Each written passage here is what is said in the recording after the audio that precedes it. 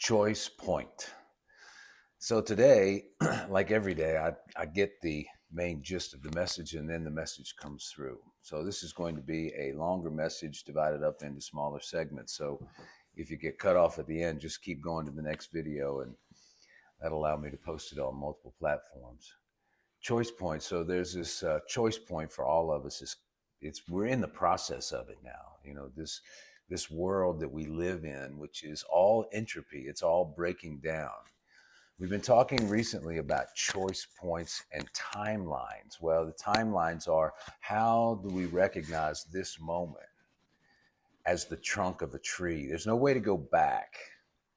There's no way to go back. Only from here do the branches go off in different directions. And so right now, it's like, how do we align with love,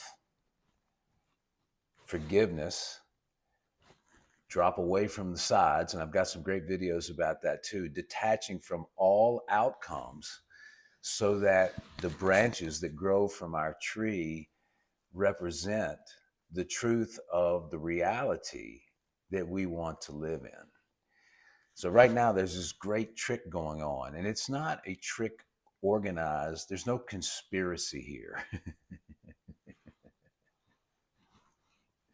What's really happening is that we are gaining an opportunity to witness a fallen world, and we're all fallen because we separated from God. We separated from our source to come into this embodiment, to watch, to witness, to allow, to give birth to something new by letting the old world just fall away. And it's important and it's urgent. It's happening now. The prophecies have been there for all of us to see. And the only thing they disagree on is the exact timeline. Well, that's because everything is still under consideration. It's really up to us. And this whole thing that we live in, this time thing that we have, can be condensed when we forgive and we live in forgiveness, when we recognize that all the leaders of the political parties and everybody following political parties, no matter what it is their ideology is, that they are living in a world of entropy and breaking down, and that their true self is the same as our true self. When we're able to see that our true self is the same as everybody else's true self, then all of a sudden we don't have to get upset with their character or their personality or disagree or anything. Arguing at all is to argue with this reality. So there's all these tricks going on right now, which is the news and separation and pay attention to me and look at this and how much money I've got and how I can win in life and all that. Those days, that construct is coming to an end. What now happens is that everybody that's living in fear and is not forgiven the forgiven world that we live in is going to go in one direction and go into a series of challenges to test their faith. We're all being tested in our faith right now. And those of us that resonate with a message like this, we are light workers. Our job is to simply observe and love the whole play. That's how we get our awakening and how we share our awakening. Both things happen. We gain our awakening when we share our awakening. We gain more compassion and love when we share our compassion and love for the world. So it's important to tune into these types of offerings.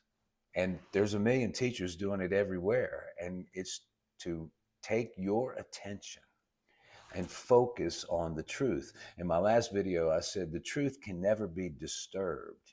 The only thing that can be disturbed is the ego. So when we're looking at it and we have a disturbance in the world and we find something that disturbs us and we don't like it, good. We want to be disturbed out of our sleep and wake up to the fact that this whole construct that we have been living in is coming to a close. Meanwhile, something new is being born.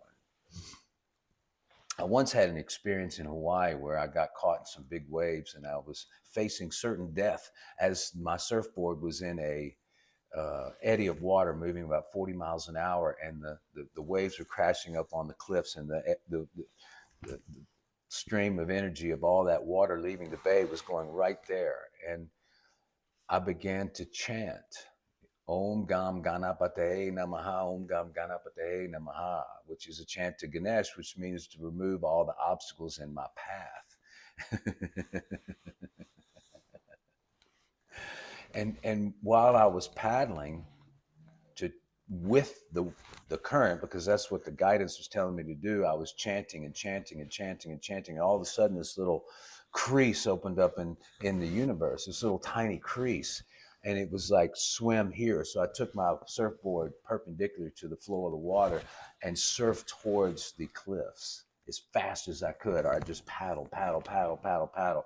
And the last wave that was coming up, I watched the wave in front of me smash against the rocks. It was just a dead cliff, like 25 feet up. And there was a wave behind me, and the wave coming down the cliff after it had crashed, and the wave I was going formed a perfect point, and it lifted me up to the very top, and it put me on the cliff, and I walked away with only a little bit of a scratch.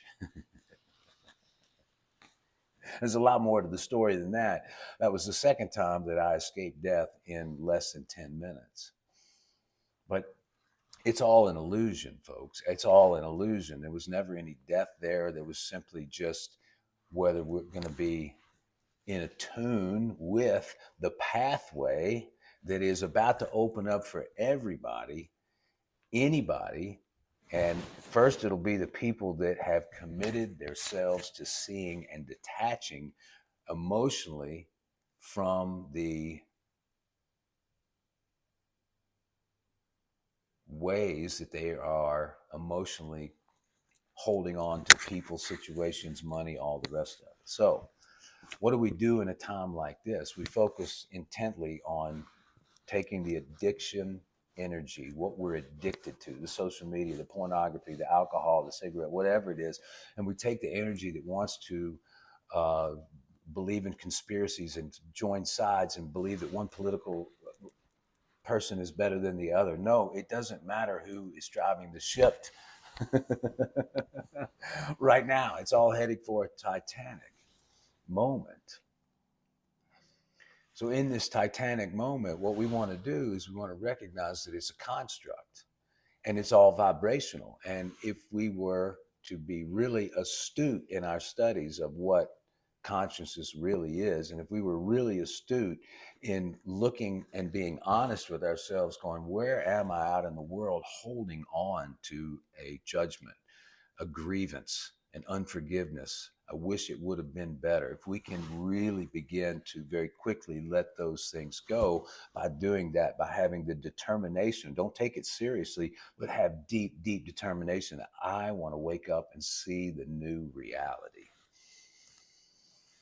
That's what it takes. And you go to sound healings and you get involved with other people and you start to let the people go that are speaking all the time about the inherent problems and the scarce reality that we live in and the doom and gloom. No, that's not what you want to do at all. You want to back up from the whole thing and go, I'm not going to participate in any of that on any level. I'm going to bless my food as I eat it. I'm going to clean up my diet. I'm going to exercise and get outside. I'm not going to try to put everything I have into a business right now that maybe it'll succeed, so I'll have my piece of pie. No, it's like, where does God want me to go? What does God want me to do? Who does God want me or my higher self in that alignment that I truly want? There's another video back there about aligning with our soul's destiny.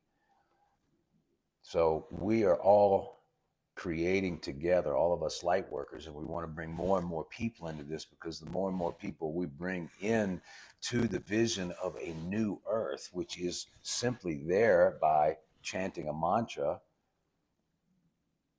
or also meditation, or any number of other ways, they all go to the same place, which we live in a vibrational universe of oneness, that we're all one thing. So we want to join with the one thing as best we can. and get caught up in the slipstream of everybody else that is focusing on the one. In my last video, I said it's a lot easier to join the great river of consciousness than try to carve out a new river of consciousness within you. No, just join the great river of consciousness, which is all love, it's all forgiven, and it's all seeing this as one big illusion. It doesn't mean the illusion doesn't hurt, doesn't mean all that, but once you're willing to feel the pain and to really go through deep, deep, deep and remove the edge, it's the edge. It's when somebody says, hey, maybe you ought to be trying to eat something different. And you go, hey, I know what I'm eating or whatever, just as that immediate reaction to somebody giving you a suggestion. Well, it's that edge that we all have that we want to soften. It's the edge. It's like, no, what if we just agreed with everything that came out of everybody's mouth and we took it under consideration for a moment? Doesn't mean we have to adopt it, but to then rebut and immediately argue with what this voice was that came into our reality, it puts us on the defensive, and it means that we feel like we can be attacked. No, nobody's attacking you. You're simply interpreting it as an attack. That is a signal that there is forgiveness work to do and letting go work. No, I want to take all the edges off. I don't want to have to set boundaries anymore in the world because I want to be so full of love and joy that nobody will mess with me and that replicates around me. And that's what we want to do. So I hope this has been helpful. My name is Mr. E. I've got a lot of books online. I do tarot reads that are fantastic. I've been channeling for years and years and years. There's about 6 or 7 books on Amazon and a lot of stuff on my website, and would love to hear from you. I would love to give a talk on what you would like to hear. All right, God bless.